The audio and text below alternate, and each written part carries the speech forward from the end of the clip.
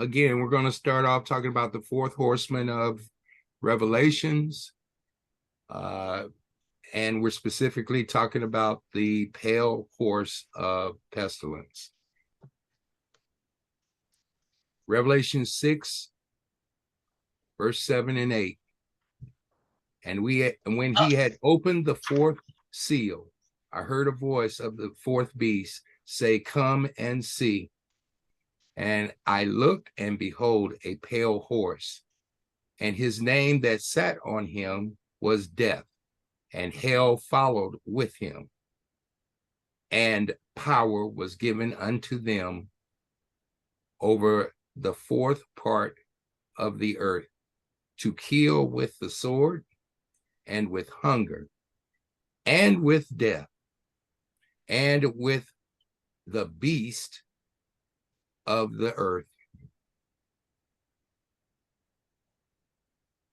And Rachel, why don't you start reading from here? The final actor of the four horsemen of the apocalypse bears the name of Death, and rides on a horse the color of deathly ghastliness, as one commentator aptly describes it. He efficiently sweeps up and disposes of what his fellows leave behind, in the final tally ending the lives of up to a quarter of the Earth's population. To use a sports analogy, he is the anchor, the strongest, most lethal member of the fearsome foursome relay team, and he is off and running.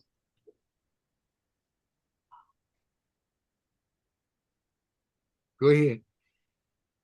The pale horse of pestilence.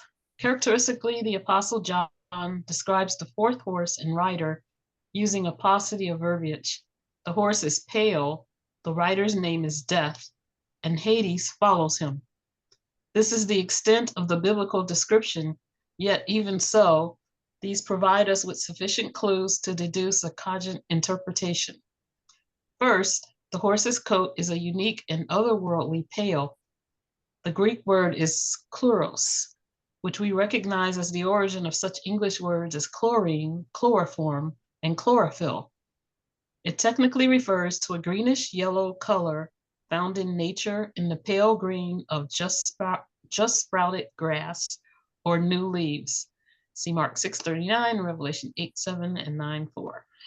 These are chloros only other occurrences in the New Testament.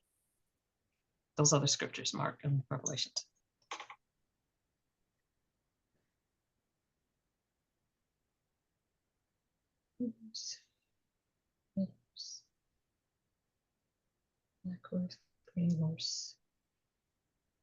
Are you looking up those scriptures? No, I was confused because there was the four other colors, right? Say that again. This is a different horse. This is the last horseman. And this is specifically talking about this particular horse, the color of the horse. Okay. All right. Go ahead. That's why he's been described as green, but it's kind of off green color. Okay. Secular Greek writers, however, did not confine chloros just to sprouting plants. In the Iliad, Homer describes fearful men's faces with this term, suggesting a pallid ashen color, and in other instances, it is the pale golden color of honey or the gray bark of an olive tree. Sophocles writes that it is the color of sand, while Thucydides applies it to the skin color of those suffering from plague. It is this last description that is probably John's intended meaning. The color of the horse reminded him of the pale greenish-gray color of a corpse or decaying flesh. The Phillips translation renders chloros as sickly green in color. The New English and the Revised English Bibles as sickly pale, and the New Jerusalem Bible as deathly pale. The New Living Translation as pale green like a corpse. The fourth horse sports a coat only producers of horror movies would love. Right. pale horse. Upon the back of this gruesome beast sits one whose name is Death. This is another unique feature of this horseman, as none of the others receives a name. The Greek word is the normal word for death, thanatos, suggesting on the surface a generic application of the term. However, this would be jumping to a conclusion, but the term is probably meant to be understood more specifically as pestilence or disease. The horse of pestilence. The evidence for this meaning here derives primarily from the Greek translation of the Old Testament called the Septuagint. In several places, the Septuagint translators rendered the Hebrew word deber, meaning pestilence or disease, as thanatos.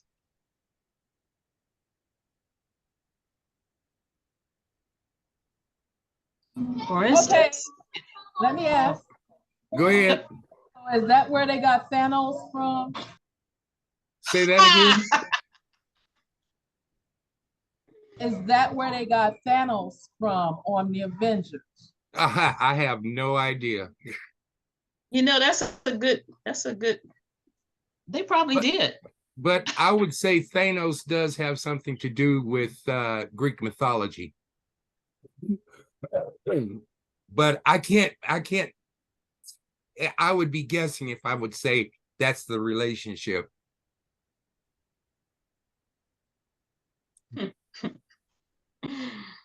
I wouldn't doubt it. Yeah.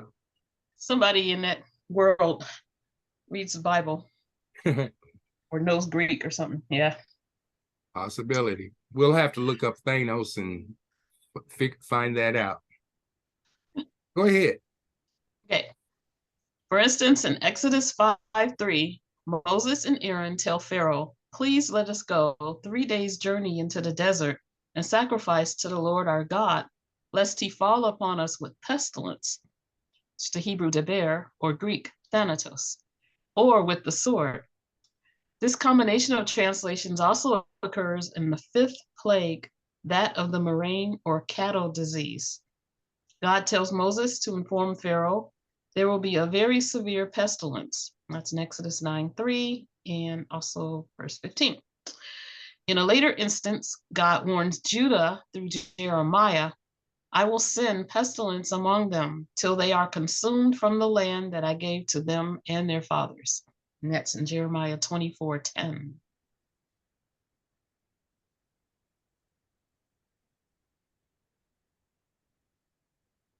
The most convincing piece of evidence for thanatos, meaning pestilence, in this passage comes from the mouth of our Savior in the Olivet prophecy, as he describes the events leading up to his return. He prophesies to his disciples, and there will be famines, the 3rd seal or horseman, pestilences, the 4th seal or horseman, and earthquakes in various places. And that's in Matthew 24:7. He does not use thanatos, but loimos, which literally means pestilence or disease. Once Jesus himself weighs in, there is no argument. The pale rider brings death by disease. And I would simply like to just make a comment here. Again, what we're actually seeing is the word that we have in English is coming from a word that was used in the Greek that meant death, but if you go to the original Hebrew, it actually has a different meaning altogether. It is broken down as pestilence. So when people say the pale horse and the horseman whose name was Death rode upon it, if you do not do your research, it can be misleading. So what we're finding out here is for sure, with all certainty, this 4th horse, this pale horse, and the rider's name on that horse is Pestilence. That's part of that. That's part of where we're going with this. When we get to the second part, which is coming up, then we're going to deal with the Hades part. So let's move on.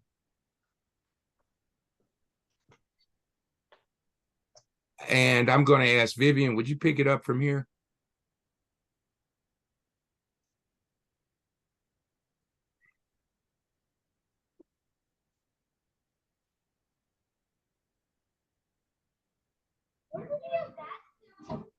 Oh my goodness. That's not. That was okay. All right, the pale horse of pestilence. The final descriptive item regarding the fourth seal is Hades, followed with him. Obviously, Hades has been left untranslated in the New King James. It is hell in the authorized version. Strong's Concordance defines this simply as the place, state of departed souls. Although this is in itself an interpretive definition. A more complete definition would include that it is a proper name of the Greek god of the lower regions, known as Pluto by the Romans, who gave his name to the realm of the dead. Thayer's, a Greek lexicon. Oh, from Thayer's Greek lexicon.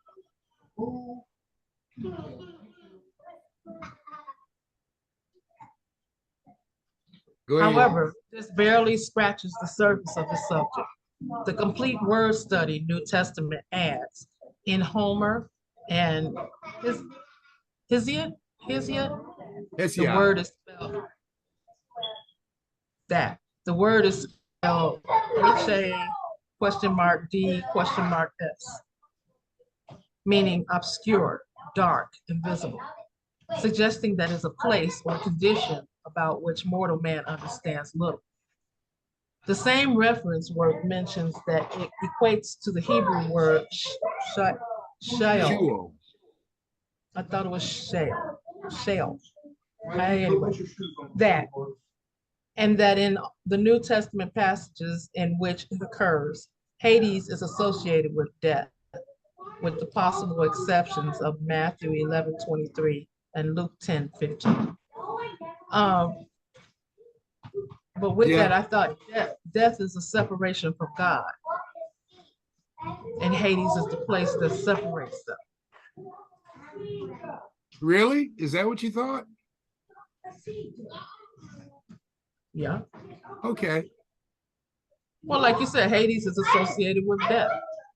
Okay. Hades, I'm not debating you. I just said, No. oh, really? I'm asking. So, yeah, okay. Let's move on. Mhm. Cutting through all the scholarly. Hey, Jesse, chillax. Thank you. Cutting through all the scholarly speculation, much of which is based on either Jewish or Greek, not necessarily biblical, conceptions of Sheol, that word, and Hades. The basic idea is the grave, the place where the dead go after death. As Solomon writes so plainly, but the dead know nothing, and they have no more reward. For there is no work or device or knowledge or wisdom in the grave where you are going. And that's Ecclesiastes 9, 5, and 10.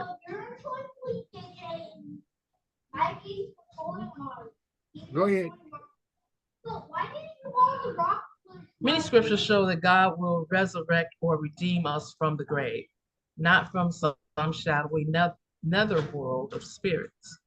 For instance, the psalmist writes, "But God will redeem my soul from the power of the grave." Psalm 49:15.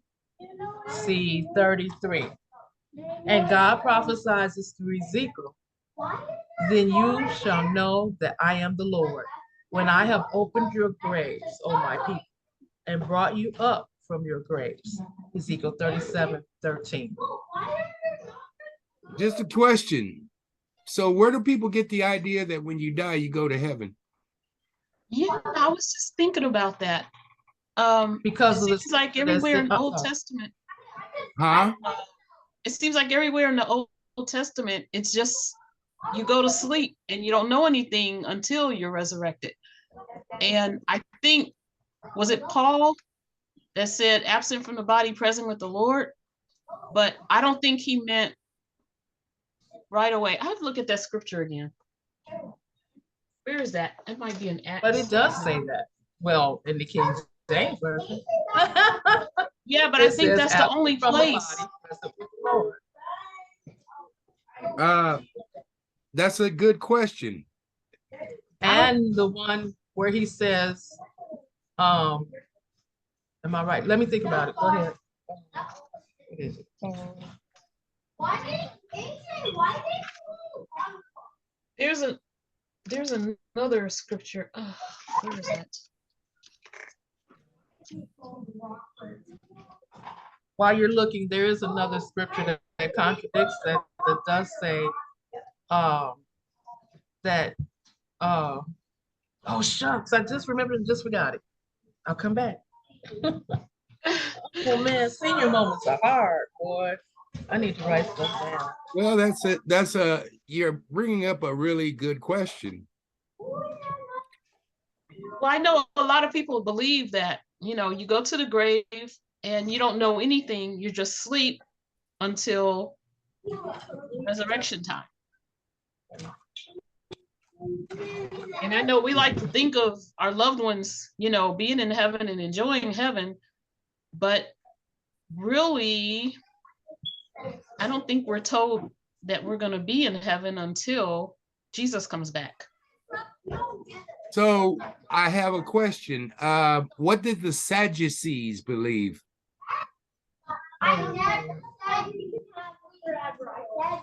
That punishment and blessings were given out in this life, and when you died, you were dead. Wasn't nothing going on. You was dead. So And what did the Pharisees believe?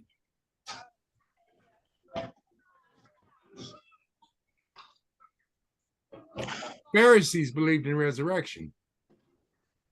The Pharisees were dealing with some Zoroastrian concepts too. Okay. From the exile, from the Babylonian exile.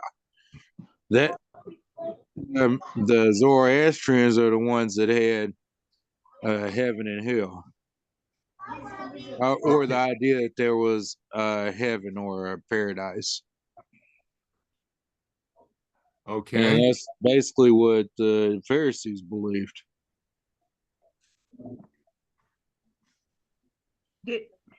Did someone say that okay. What I see is that they believe that the physical body would be resurrected, reunited with the spirit in the end. So I don't know. I have a lot of thoughts behind that one. I ain't going there tonight. Didn't go there. Okay. The reason I say that, I'm gonna tell you why. Yes. Because I believe in ghosts. Now, Oh, so what is a ghost? I've seen one. I've heard one. Somebody can call it something else if that's what they choose. But I believe that there's more to life than we think, man. It's like we limit ourselves so much on what we can see.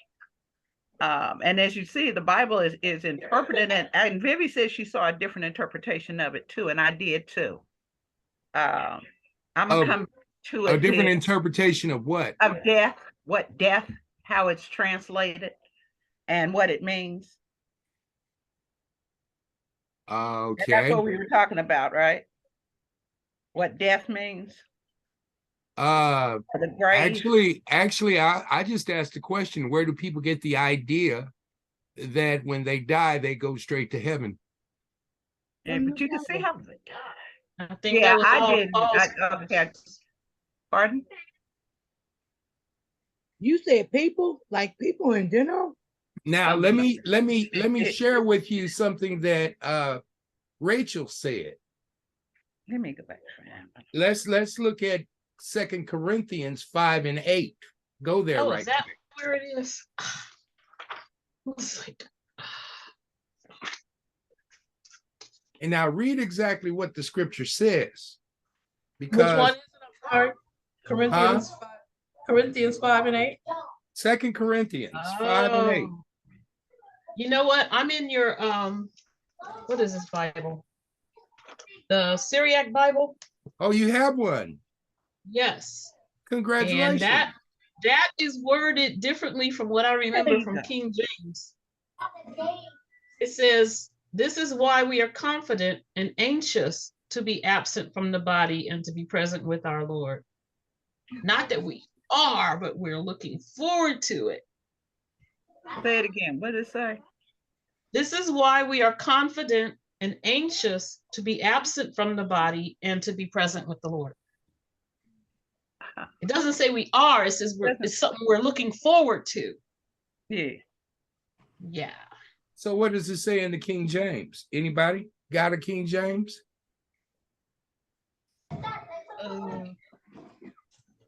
Mine says, we are confident, yes, well pleased, rather to be absent from the body and to be present with the Lord. So therefore, even in the King James, it does not say to be absent from the body is to be present with the Lord. It doesn't say that at all. Just to say. It But says most times when people quote that, they're only Yeah. using that phrase. Oh, absent from the body, present with the Lord.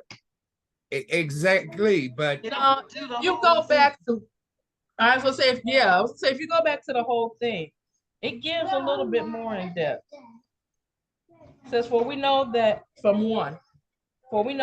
if our earthly house were destroyed, we still have a building made by God, a house not made with hands, Yeah. eternal in the heavens. uh-huh. We also weary over this earthly house. Wait a Earnestly minute, longing- wait, hold it. I'm trying to, okay, I'm with you now. Go ahead.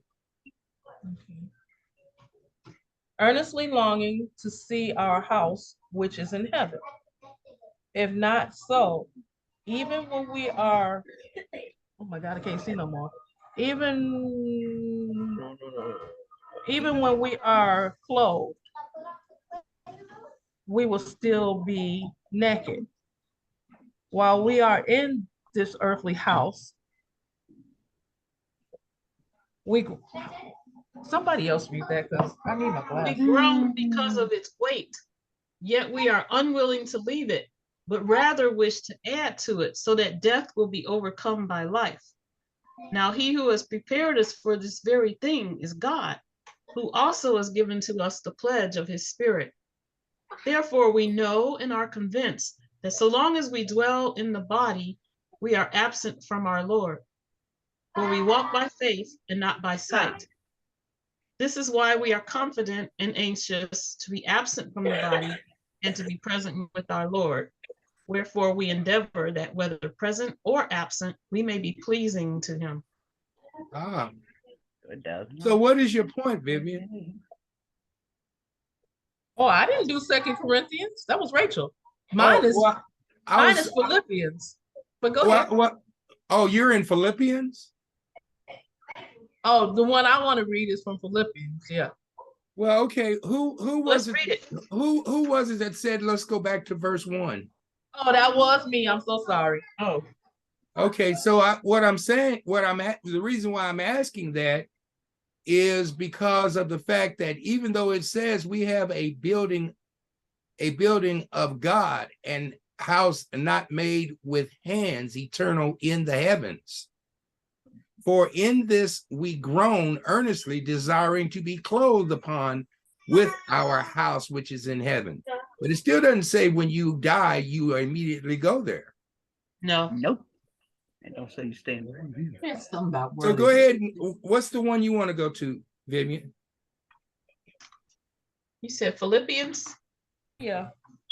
What chapter? Where we? First chapter. Philippians, the first chapter. Okay. Give me a second. And you're right. It does not mention us being directly with Christ. Transcending. Okay, we're at Philippians. Where are we going in there? First chapter, 21st verse. Okay.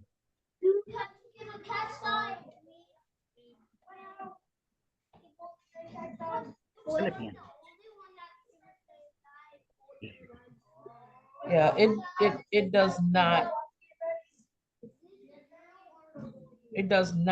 say that it's an immediate thing.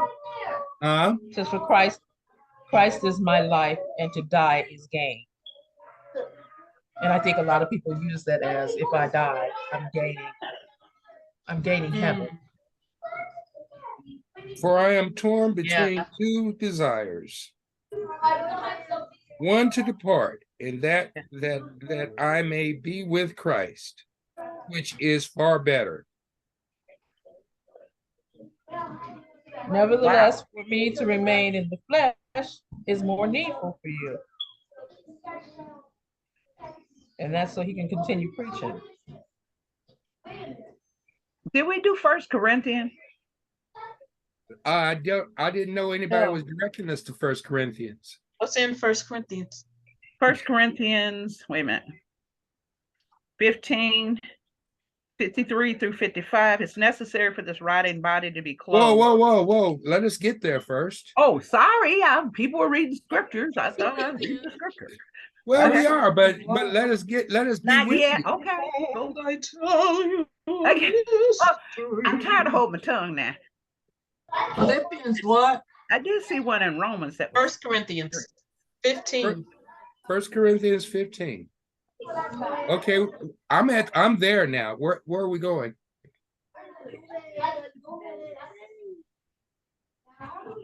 You said verse 53.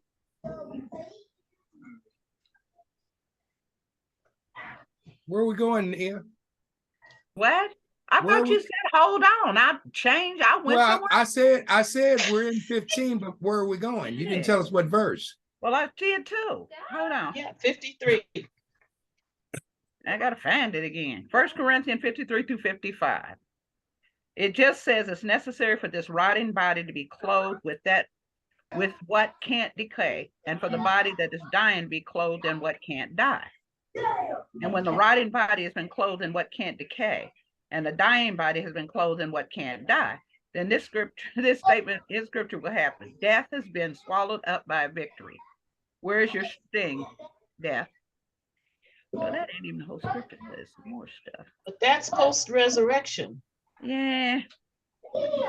My voice. There you go. For this corruptible must, and this I'm reading from the Syriac. It Thank says, you. for this corruptible must put on incorruptibility, and this mortal must put on immortality.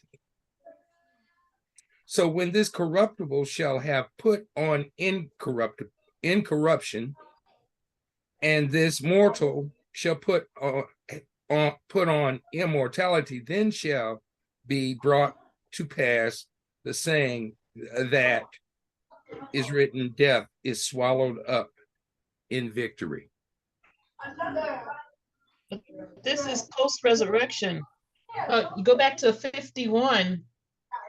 Okay. Behold, Right. I tell you a mystery. We shall not all sleep. We shall not all die, but we shall be changed. In King James, it says, but we shall not all sleep. But we shall be So it's changed. implying that we've been asleep. Yes. Well, the other thing is, didn't they say that all of us wouldn't go to sleep? Yes, it does. Didn't it say that the living, he would take care of the dead first and then rise the living? Right. So that means everybody won't go to sleep. Right. Well, it's talking about the immediacy of the appearance of the Messiah in the second coming. There will be those who are already dead, and they will rise. Uh-huh. But there'll be those- some people alive. But those who are alive will be changed immediately.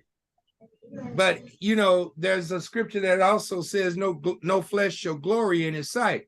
To be in the sight of the Most High in the flesh is going to destroy it will burn the flesh away immediately.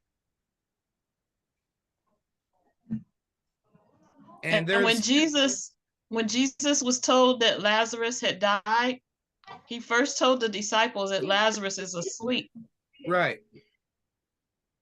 And then he told them plainly, because they thought, oh, if he's sleeping, he's getting better. You know, he'll heal and get better. And Okay, then he what said about plainly, he's dead. 1 Corinthians 44? Well, maybe, yeah, 44. It is sown a natural body. It is raised. Whoa. First Corinthians Wait for what? us. 44.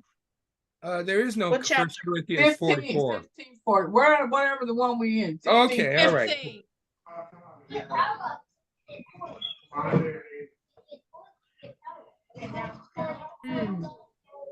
Okay, it said, yeah.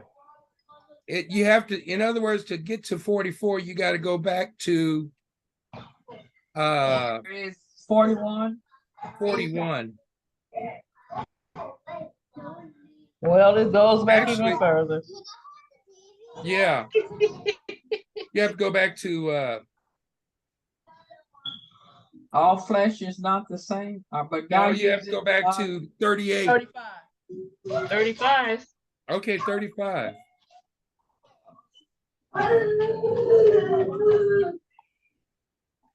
Well, maybe you ought to go back further than that.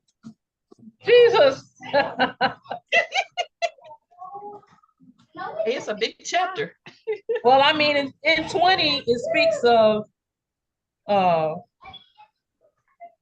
sorry, 21. For since by man came death. Okay, go back to 20. But now we know Christ was risen from the dead and become the first fruits of those who have died. Well, it might go back further than that. But anyway, for since by man came death, by man came also the resurrection of the dead. For as in Adam all died, even so in Christ shall all be made alive. But not at the point of death. That's But it says, at his but return. it says shall. Yeah. Gonna happen. But But every it man doesn't say when. That's right. But every man in his own order, Christ the first fruits. Afterwards, those who belong to Christ at his coming. Then will come the end. When? Whoa, back that train up. What did it say? At Christ's coming. At his coming. It says afterward, those who belong to Christ at Thank his you. coming. There it is. Okay. So, have we found anything yet that would suggest there's an immediate resurrection from the earthly dead body to the resurrected eternal body that is in the heavens? Could it be that some things are understood? Because when your body dies, your spirit lives. So, yeah, your body died. But didn't scripture just say, okay, we're going to get there in a minute, but didn't scripture just say, I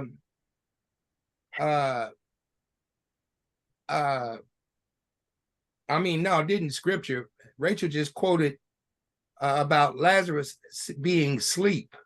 Right. And Jesus woke him up, But brought him back to life. But listen, when we think about in the beginning, when God created man, breathed the breath of life into him, man became a living soul. So when we stop breathing, that is talking about air. When he became a living soul, that means he became animated. A living soul is not the spirit. Okay.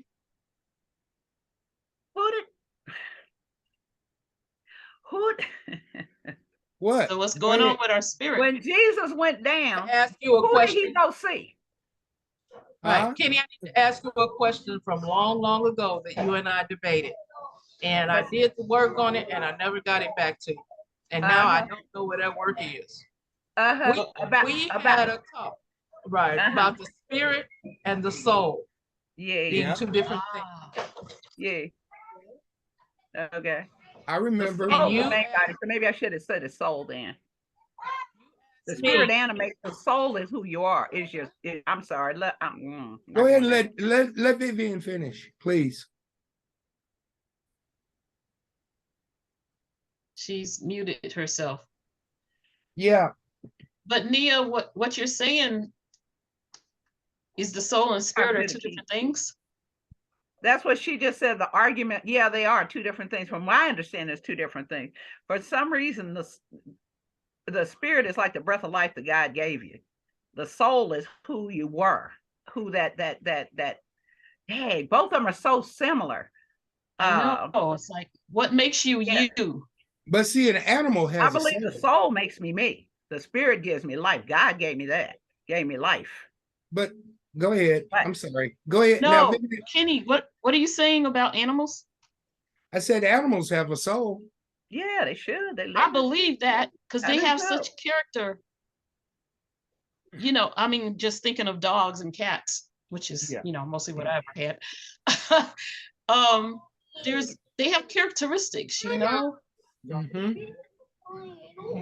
They do things sometimes that are unique to them. But I'm still waiting on Vivian. Vivian was going to start with something. She's got distractions. Oh.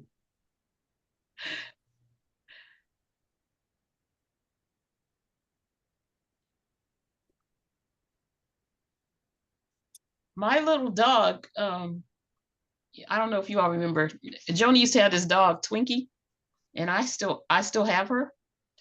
But Twinkie, if I get ready to walk out the door and she tries to come out with me and I tell her no, you know what she does? She turns her butt to me. She turns around to show me her butt. Is that some character or what? I know a way of getting to the bottom of it, though. Can I read what I just found? In reference to the part of man that connects and communicates with God, our spirit differs from our soul because our spirit is always pointed toward and exists exclusively for God, whereas our soul can be self-centered. The joy, the comfort, the peace of God's presence only helps us to understand the experience through our soul. Our spirit, I'm sorry. So pretty much, they're looking at. Well, let's look at. Here's a better. Well, let's look at the word itself. Soul. If you go to the actual word, it is nephis. Nephesh. Yeah. And that is the Hebrew word. And these are the definitions for the Hebrew word: soul, self, life, creature, person, appetites, mind, living being, desire, emotions, and passion. What makes you you? The substance, the breathing substance or being, the soul, the inner being of man. Okay, that's what the word actually means. Yeah. It is the seat of appetites. It is the seat of emotions and passions. It is the activity of the mind. It is the activity of the human will. It is the activity of character.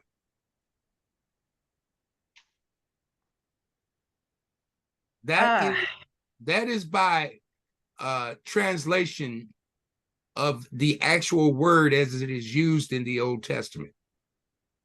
Yeah. And this one goes on to say the spirit speaks of the same inner life in relation to God, your faith, hope, love, character, and perseverance. So to me, that's what the breath of life, that's God. That's what God gave us to it's almost like the thought in the soul, that it gives us soul direction. because that's why I said the soul. And when I said spirit before, I was just threw that in there because it is about the soul. To me, the soul gives more weight. The soul feels deeper to me. When I even say soul, it feels deeper than spirit. Spirit seems more ethereal. Can't think of the word. Ethereal. Yeah, something like that. Yeah, but it's so important, and it gives us our direction. But the soul is who we are, or maybe who we've become in this body. It is that which is in conflict with the spirit. Yeah, I see it could be very well. Pretty Because much. that's what we become. Yeah. The spirit gives us direction. So yeah, it would be in conflict with us. Because we have to battle against the soul. Yeah. Yep. We have a battle with the spirit. I would just like to offer something. Go ahead. The spirit ain't for sale. The soul is. People sell their souls every day. Sell their souls all the time. You can't sell your spirit though. Spirit's yours because God gave it to you. So you can have my spirit. Sell your soul every day. People do it all the time. Yeah. It's another theory. Just another theory. Another what? Offer. I guess in a way, what you're saying, Devin, is the soul has the ability to be a sellout. Absolutely. Absolutely. True. Okay. Absolutely. Spirit steady trying to tell us you know better. It's always gonna lead you to right. Your soul do not lead you to right all the time. Your soul would let you do very selfish things and be self-absorbed. Spirit does not allow that because it's God-given. And whenever God gives you something, you got to go by whatever God is telling you in that moment. And spirit is God-given all day, every day. Soul is not. Its soul is very much personage. It's inside of you, person, and not everybody has a soul. That's the other part of this. You say what? Not everybody has a soul. Ah, okay. Yeah. Part of that is not everybody has a soul. Everybody got a spirit because God gave them the spirit, but not everybody has a soul because they sold it to somebody else. As in SOLD, sold their soul to somebody else. You understand? Basically, gave it to God, gave it to the devil. Yeah. Gave it to evil. Okay. They still have a soul. I mean, it still animates them. God. Okay. That might have started the thought of, when you're making a decision, you got a little devil on your shoulder and a little angel on the other shoulder. Yeah. Soul and spirit. There you go. Physical and spiritual. But I thought soul and spirit were synonymous, but that's my theory. Yeah. Well, I can't agree with it, but if that's what you want to believe, but I just can't. That you don't believe the soul and spirit is the same thing. Why? Because the soul and spirit, because the Bible does not teach that the soul and the spirit are the same thing. We going through a lot right now trying to figure it all out. So what does it say in the Bible according to the difference between the soul and spirit? I will. Now, I do believe there's a soul and a spirit. I believe that the soul is what animates us, which makes us. This body is just a body. The soul is what makes us live. And God's breath gave us a spirit. I'm sorry. Everybody got an opinion. But when someone dies, you can almost see their absence. They go away. Oh yeah. You can almost see that in their eyes. They leave the body. Okay, let's go to Genesis 1 and 2. Okay.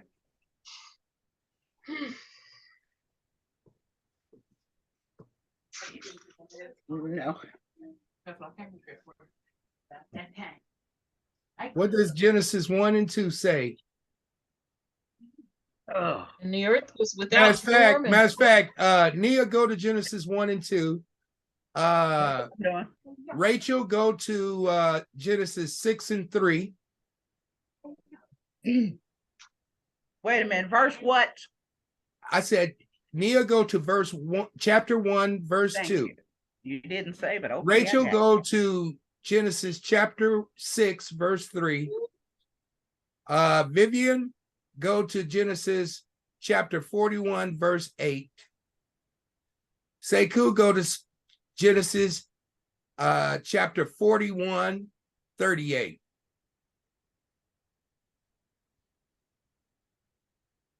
Nope, this is the day and night one. Hold on just a moment.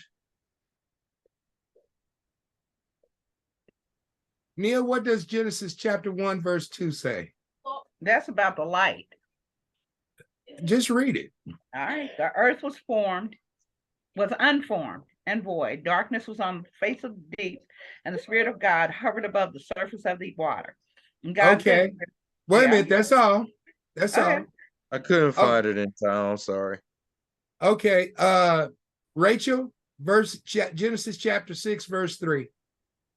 Then the Lord said, my spirit shall not dwell in man forever, because he is flesh. Let his days be 120 years.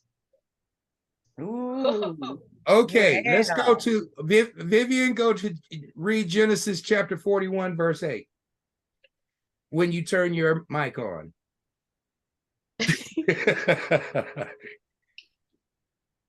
I'm sorry, I got a lot of background noise going on.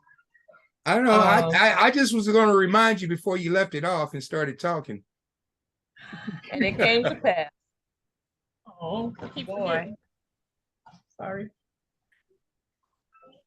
And it came to pass in the morning that his spirit was troubled. So he sent and called for all the magicians and all the wise men of Egypt. And Pharaoh told them his dream, but there was no man who could interpret them to Pharaoh. His spirit was troubled. His spirit was troubled.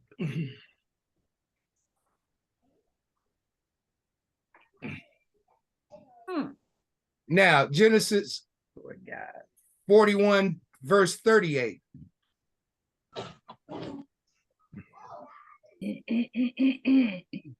Oh, no problem, Bob. What you gonna do? What time you coming to get this one? He's pretty chilled right now. Was that Sekou or Diana? Oops. That was Sekou. No, I'm on mute. No, you're supposed to be reading. I was gonna say he wanted me to read that passage. Yeah, go ahead. I was gonna say she already read it, didn't she? No. Oh, okay. I said 41, 38. Here, you're gonna have to remind me. Okay. While I look.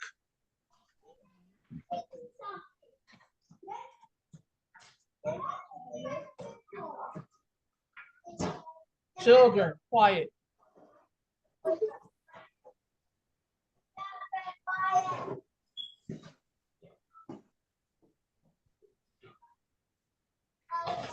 All right, now what is the chapter and verse again?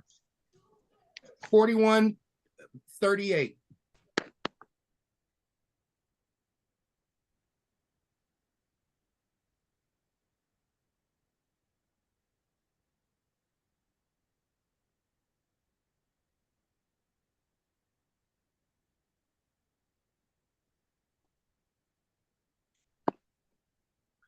And Pharaoh said unto his servants, can we find such a one as this is, a man in whom the Spirit of God is? Okay. Spirit of God. Now, what is relevant about all of these except 41 and 8? God doesn't have a soul, he has a spirit. No, that's not where I'm going with this, with what I'm trying to show you. What I'm trying to show you is that in every reference except for 41 and 8 so far, it always says the Spirit of God. The Spirit which is of God. The only exception is Genesis 41 and 8, where it says, and it came to pass in the morning that his spirit was troubled, which is talking about Nebuchadnezzar.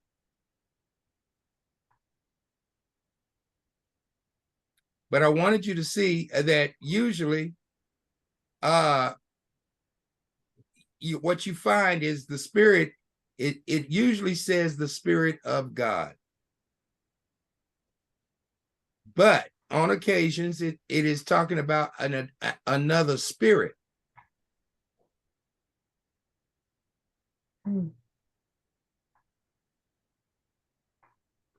Which means it's talking about something that is in conflict with.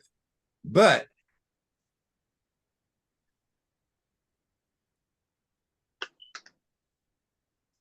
that is what I'm saying is, that's why I'm saying, for the most part, anytime the word spirit is mentioned, it is always usually talking about the Spirit of God or the Spirit of wisdom, which is of the Holy Spirit. The Spirit, and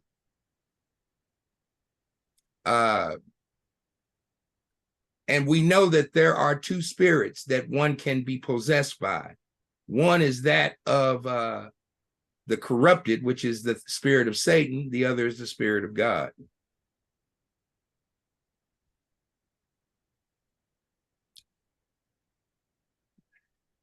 But anyway, that's why I'm saying I have a problem with the idea that the soul and the spirit are interchangeable. And it seems like from these verses, people don't have spirits. We have souls, but not. No, they said that the what I've been reading, it says that we have the Spirit, we have the Spirit of God, and it's the one that it directs us, it guides us toward God. It's what. But it is a spirit that is given. Yeah. Right. It is a spirit that is given. Yeah. So we're born with a soul, but the spirit has to be given. Exactly. Yeah. That's what we ask God. Because see, it's the Holy Spirit. Adam had both. Adam had both. All the time. But when he transgressed against God, one was taken from him and he realized he was naked. Now, where did it say that at? It says it in Genesis. I'm a looking because I don't remember that. I don't remember a lot though, so I always have to go and look. Okay. Genesis 1 would. Actually, you'll find it in Genesis 3. I knew you were gonna say something different just because I said that. Okay. Well, I'm just going from memory. I'm just messing with you. Where's the golly, what verse? Hold on. Oh, I can find it.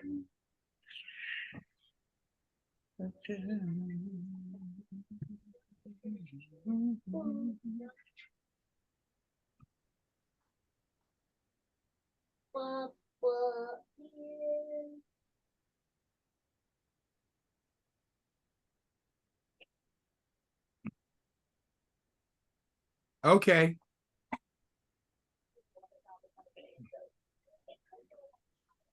Verse 7.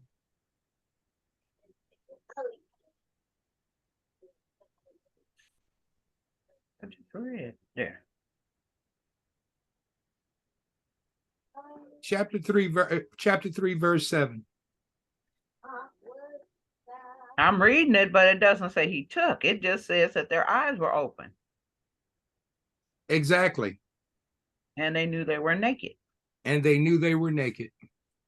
In other words, something left them. Well, he did say, in other words, die. When you eat of the fruit, you'll die. Right. The spirit was gone because the spirit is life. You got that? I can see that. Okay. This is what I want. Well, then didn't he get the spirit of evil after he of both, and that's why we have both? No. Here's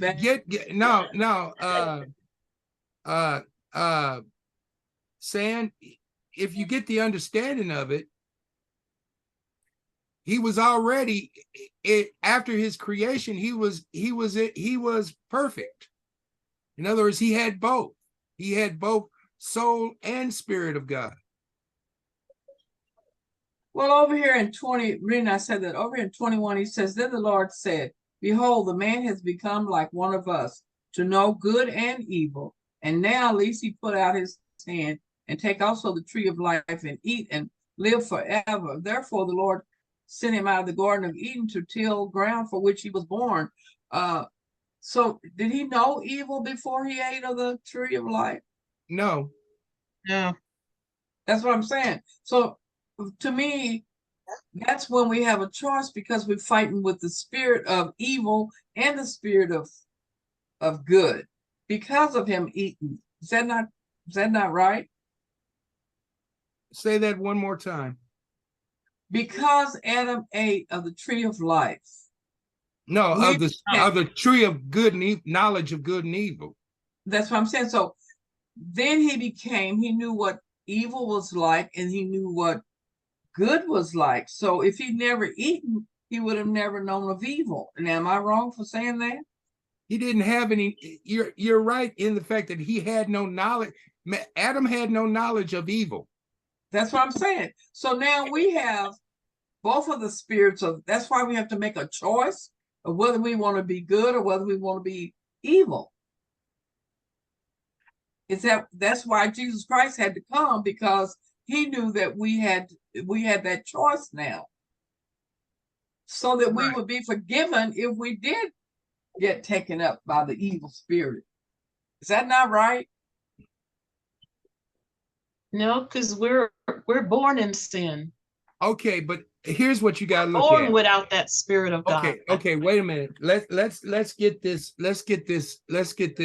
under control. Yes. Now, here's what we have to also look at. The spirit is a covering. It is a protection.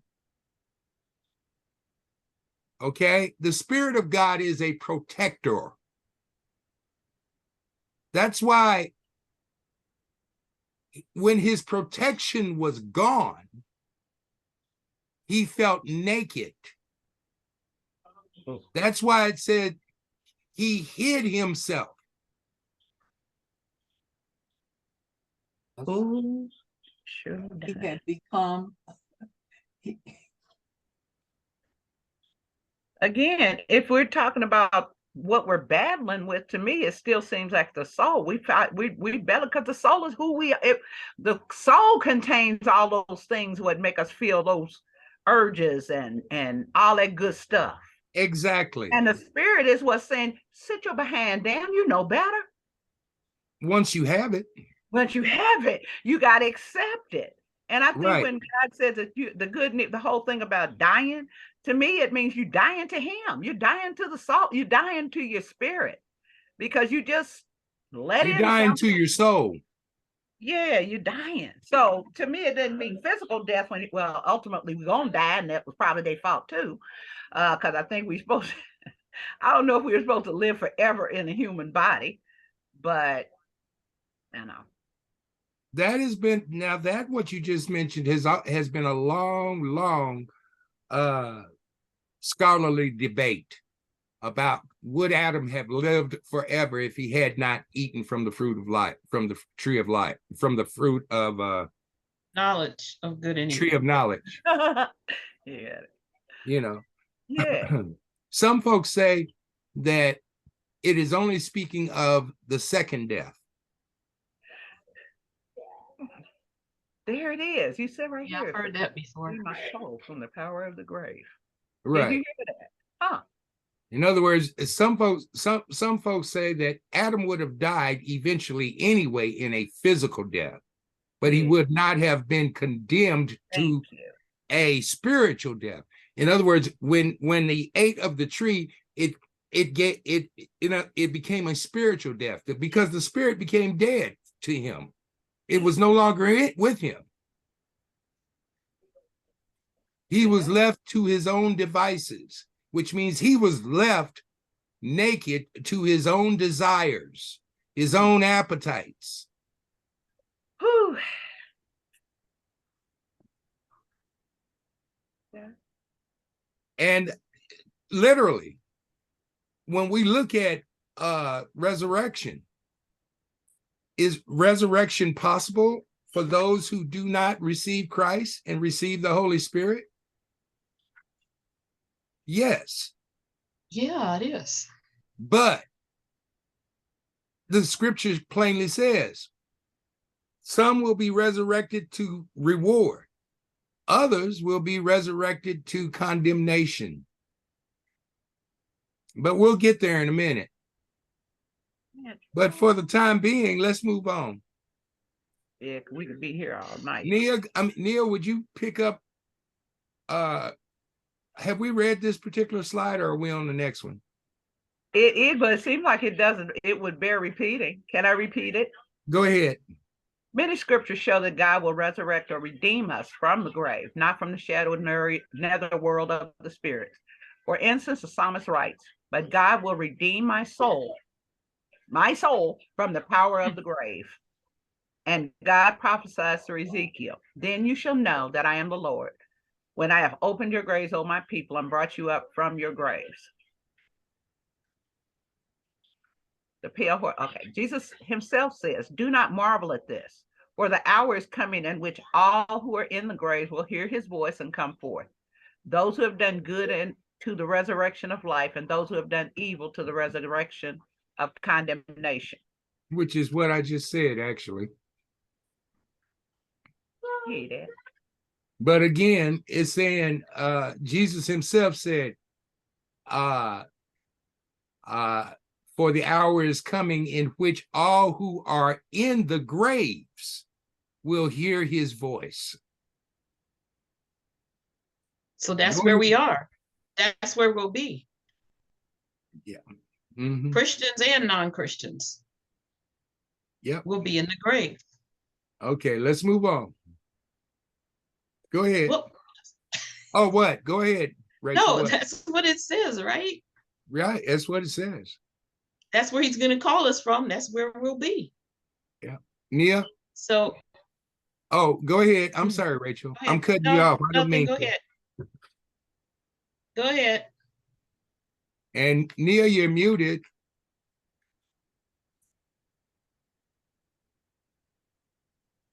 All right. I was getting ready to make a run. That's why. The Old Testament instruction carried into the New is that death and the grave are parallel, if not synonymous ideas. Notice these passages. "For in death, there is no remembrance of you. In the grave, who will give you thanks?" So if we're dead, we're not going to know anything. It's like we're asleep. I don't know. And who and especially with that second verse there, who is you? Oh. Ooh, in remembrance of you, that'd be God. Okay.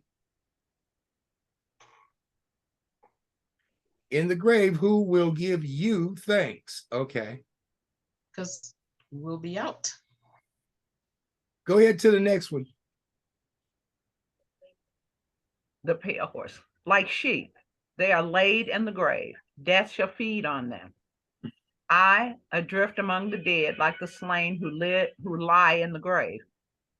The slain, whom you remember no more, who are cut off from your hand." Uh-huh. That's interesting. Okay, remember no more, who lie in the grave, whom you remember no more. Yeah, Vivian, did you particularly see Psalms 88 and 5? No. Look at it. What does it say? I know we just read it, but I want you to read it carefully. Yeah, because I hadn't heard any of it. I keep getting distractions.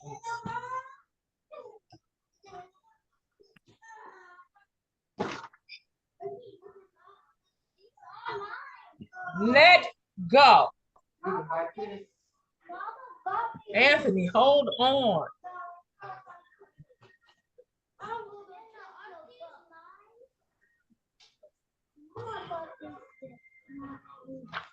I'm sorry. Psalm 88. Is that from the Syriac? What you have on the screen? No, it could be different in the Syriac.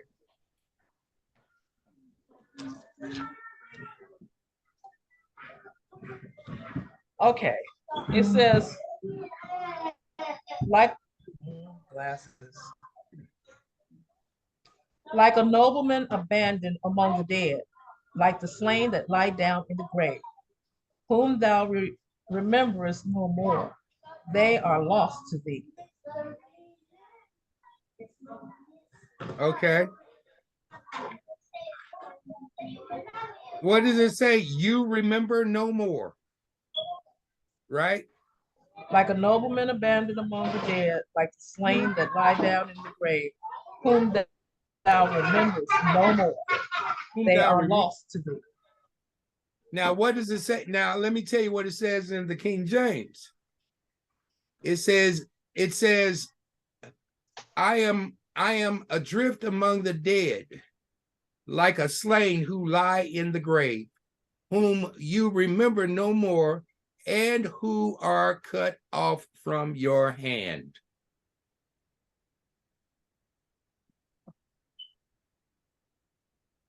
And she missed it.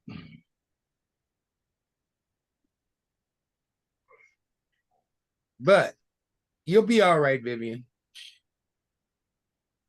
But I wanted you to catch that in the King James it says, who are cut off from your hand. All right. And the reason I'm emphasizing that is because I'm saying you are absolutely right in what you asked the question earlier. Okay, let's move on. Go ahead, Nia.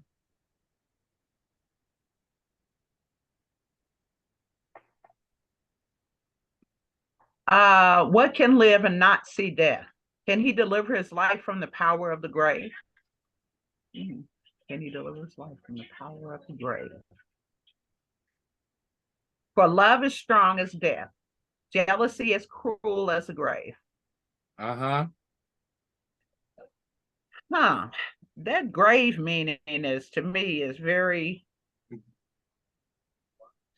I don't know.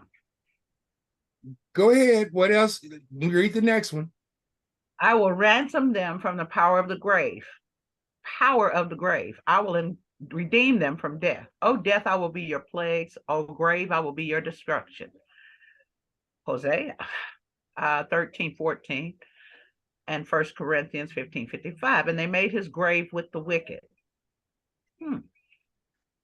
but with the rich at his death. What does that mean? Okay. They made his grave with the wicked. That's prophecy there. Talking about that's Jesus. The prophecy. At his death. Okay. Okay. Now, here's the thing. Let's go back to where it first started. For in death, there is no remembrance of you. In the grave, who will remember you? Who will give you thanks? In essence, what I'm saying is, in every scripture that we have read, you find death and grave are both mentioned. In other words, they're almost they're almost synonymous. Okay. All right. One is talking about a condition, and the other speaks of where that condition is laid. Now, here's the thing. We're out of it. Go ahead. Go ahead. I see you. Asleep, out of it, whatever. Wait a minute. Hold on. Wait a minute. Hold on. Vivian was raising her hand. Isn't death the actual separation from God? And grave is where the body lays. Yes. Now, why is that relevant?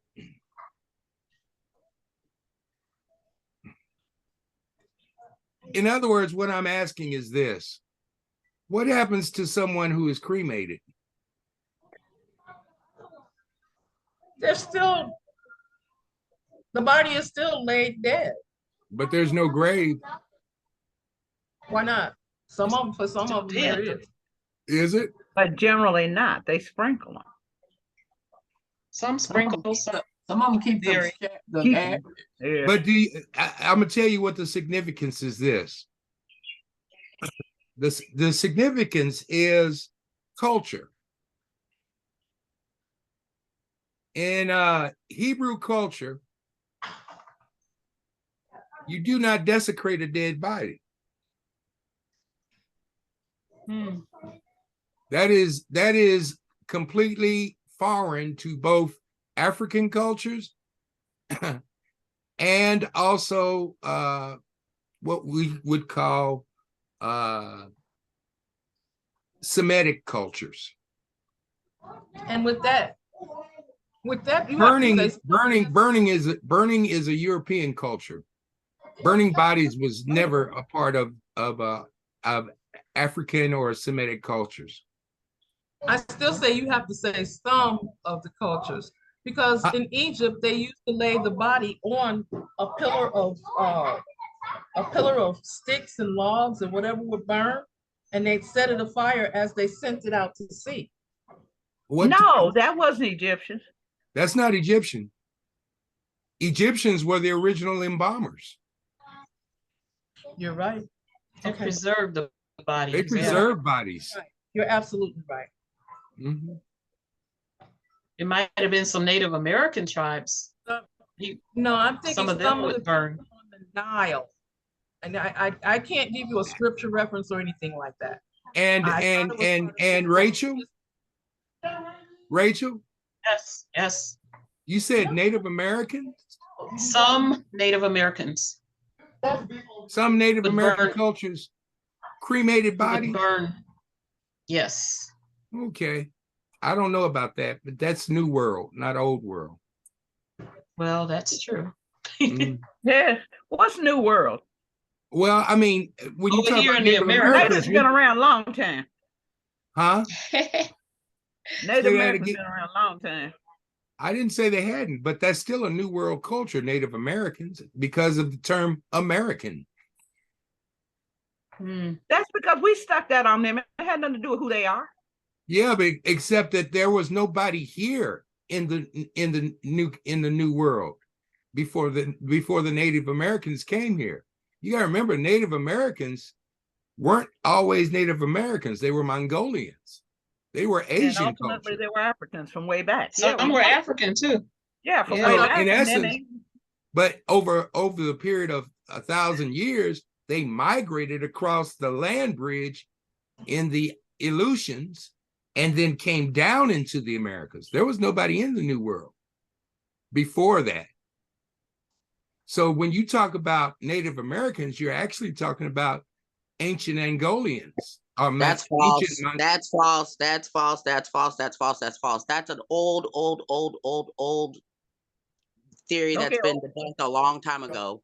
The land bridge is not a real thing. I mean, it existed, but people didn't come from Africa over to here to there. That's an old falsehood that a lot of black people have been perpetuating online lately. It's a falsehood. It's not accurate. It's just not accurate. Native Americans did not come from Africa. That's not true. I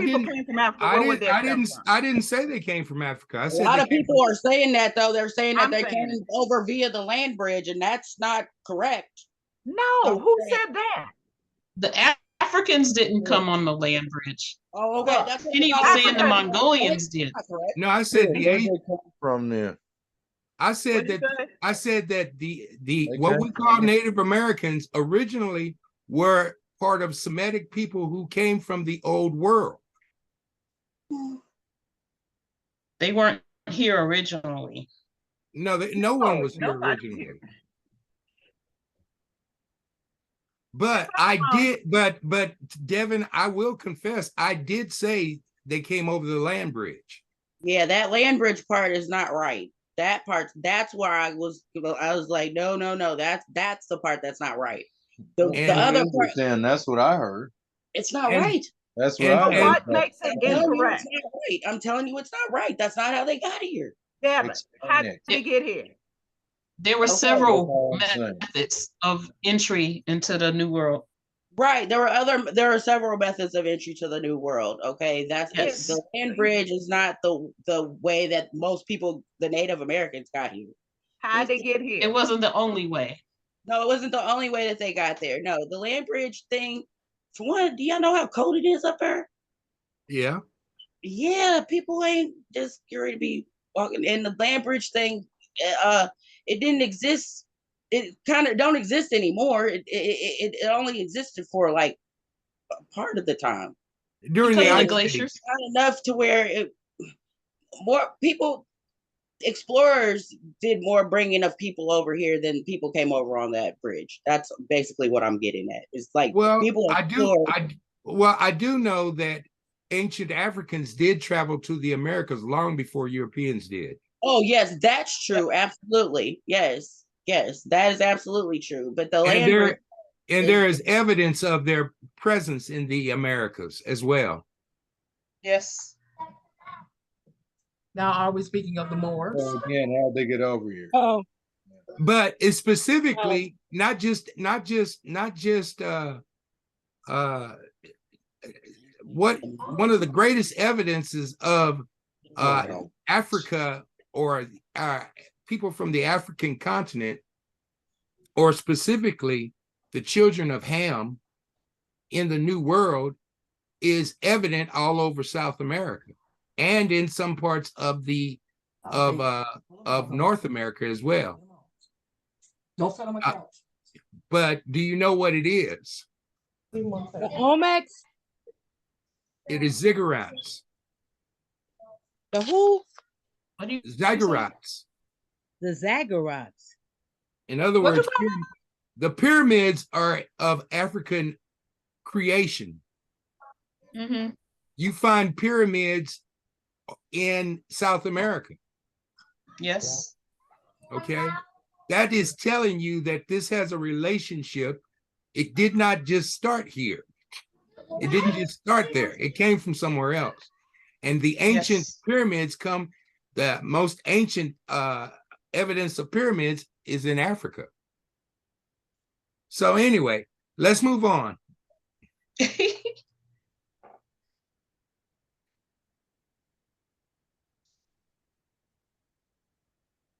There. Hello. Let's move on. That's funny. You I read learned that last one. You passed one, Reverend. Did I? Hmm. I thought we just read this one. But go ahead. Death in this case by pestilence and grave, Hades or Sheol, the abode of the dead, are inseparable companions. Where one goes, the other must follow because they're essentially the same thing. Ah, interesting. One can argue that they are technically different, that death is a cessation of life and the grave is a repository of a person's earthly remains, but the difference is purely semantic. In the end, they both describe a state of lifelessness and corruption, of being cut off from the living and from God. Kind of what I found. Which is, again, like I said, that goes back to what Vivian said a long time ago. And this is verification of what she said. It's talking about it is to be cut off. Literally. Mm-hmm. And the grave is the same thing. Okay. Okay. Rachel, let's go. The pale horse or all four steeds. A minor controversy exists concerning the last half of verse 8. And power was given to them over a fourth of the earth to kill with sword, with hunger, with death, and by the beasts of the earth. The argument deals with whether this sentence applies to the fourth horseman alone or summarizes the depredations of all four. The latter seems preferable. Like, go ahead. They have different meanings. Well, okay, never mind. What? No, we'll go back. What was your question? No, I was saying that now the four horses, they had different meanings, or they had different purposes, jobs. Well, what this is actually saying is, when you look at the last portion of that verse, it is speaking of. Is it speaking of the pale horseman, or is it speaking of all four? And I I agree that it is actually speaking of all four horsemen.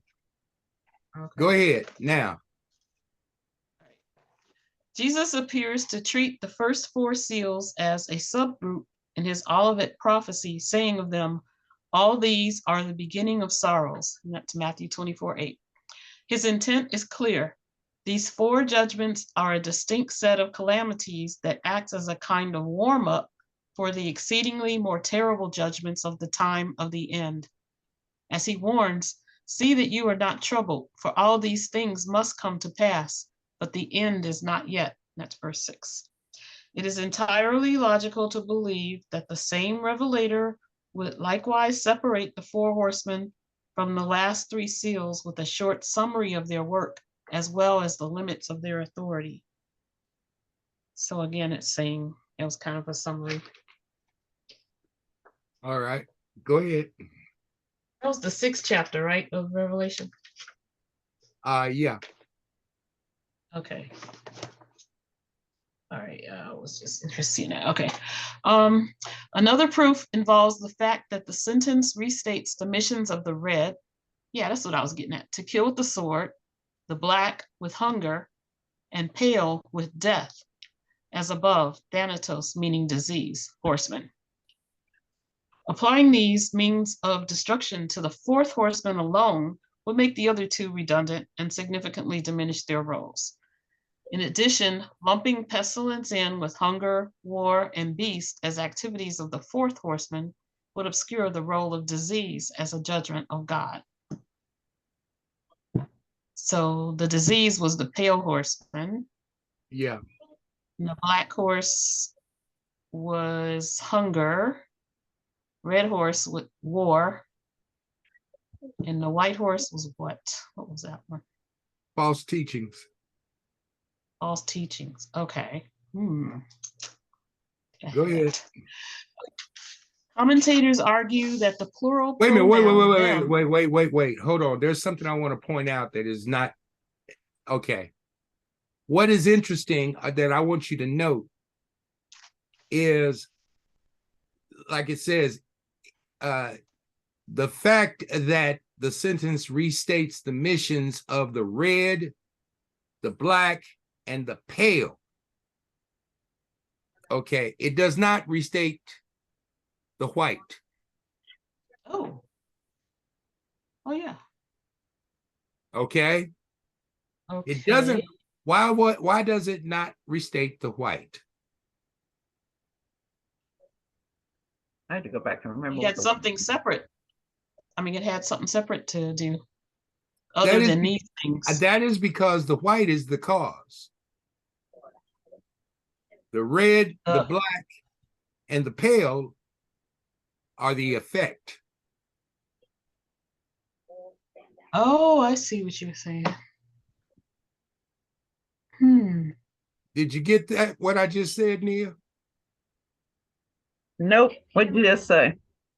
I said when it restates at the end, and when it's summarizing. Oh, yeah, I heard it. It is only summarizing the red, the black, and the pale. It does not mention the white, and that is because the white is the cause. Yeah, I heard it. Thank you. The red, the black, and the pale is the judgment. It is the effect of the white. Because one can happen, the rest follow. The white one kicked it off. Okay. Mm-hmm. So it begins with false teachings. That's what I want you to catch. All right. Okay. All right. Go ahead now.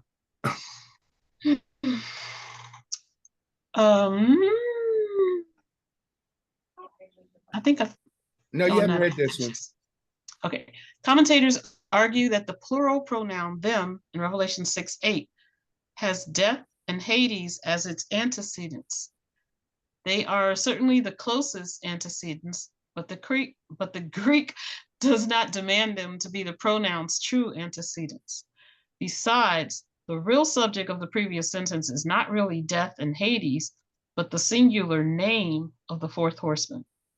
If God intended it to be a summary statement of the whole passage, We can easily recognize them to refer to the entire subject's active characters, the four horsemen, the ones to whom the Lamb gave authority to execute his judgment. Now, get what it just said. And let me emphasize that even when you read the passage, it says death was the rider and Hades follows it.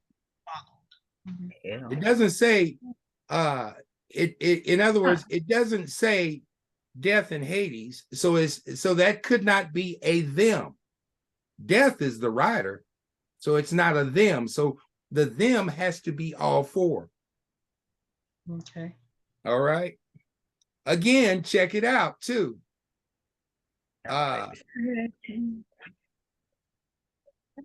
Check it out. It is who is giving the red, the black, and the pale horse their power to execute judgment. It is the Lamb of God. All right. Yeah. All right, let's move on. Oops. Oh, okay. Ready? Go ahead.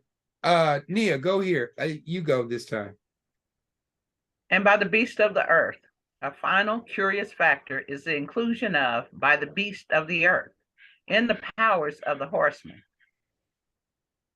And does that mean the alligators and the sharks and the snakes and well, let's take a look. Spiders. Spiders and flies. Let's take a look. I don't like spiders and snakes. Go ahead, read. And by the beast of the earth. The book of Revelation uses the term beast more than the rest of the scripture. More than 40 times, John refers to certain participants in the final battle against God as beast or the beast. In biblical language, the primary beast of Revelation is also known as the Antichrist. Two beasts figure prominently in Revelation. Go on. Whoa, that's an ugly one. And by the beast of the earth. One is introduced in 13:1 as a beast from the sea, displaying many of the characteristics of Daniel's four beasts. In an obscene mockery of the great idea, we are made in the image of God. The first beast appeared to be made in the image of the dragon, serpent Satan, from whom he gets his power and authority. This is beast, the Antichrist, which becomes the object of worship by so many of humanity. He is a symbol of all that is opposed to God. Boy. Go ahead. The second beast arises from the earth. This beast is said to have two horns like a lamb and speaks like a dragon. Likened to the first beast, its power and authority is also the dragon serpent. Wow. It is clear that the four horsemen of the apocalypse, the first four seals, parallel Jesus' prophecy in Matthew 24:4-8, which ends with the words, all these are the beginnings of sorrow.